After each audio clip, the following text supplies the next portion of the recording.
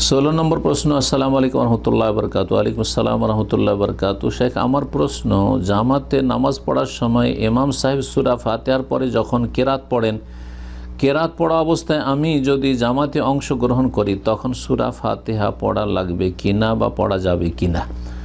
যখন উচ্চস্বরে তেলাওয়াত শুনছেন তখন সূরা ফাতিহা পড়বেন না শুনবেন, এই নিয়ে ওলামাদের ইখতিলাফ রয়েছে এবং বড়ই শক্তিশালী মতবিরোধ রয়েছে। দুই পক্ষে দলিল আপন আপন পেশ করেছেন। সুতরাং এই ক্ষেত্রে বলবো যে সতর্কতামূলক সূরা ফাতিহা পড়ে নেবেন। আপনি জামাতে যখন লাগলেন তাকবীরে তাহরিমার পরে আপনি আর সানা বা ইস্তিফতার দোয়া পড়বেন না, যেটি সুন্নত সেটা ছেড়ে দিবেন, আর সূরা ফাতিহা পড়েন, কারণ সূরা ফাতিহা ছাড়া সালাত হয় না। রাসূলুল্লাহ সাল্লাল্লাহু আলাইহি ওয়াসাল্লাম বলেছেন। এই ক্ষেত্রে সতর্কতা হচ্ছে যে আপনি সূরা ফাতিহাটা পড়ে নেবেন সময় পেলে।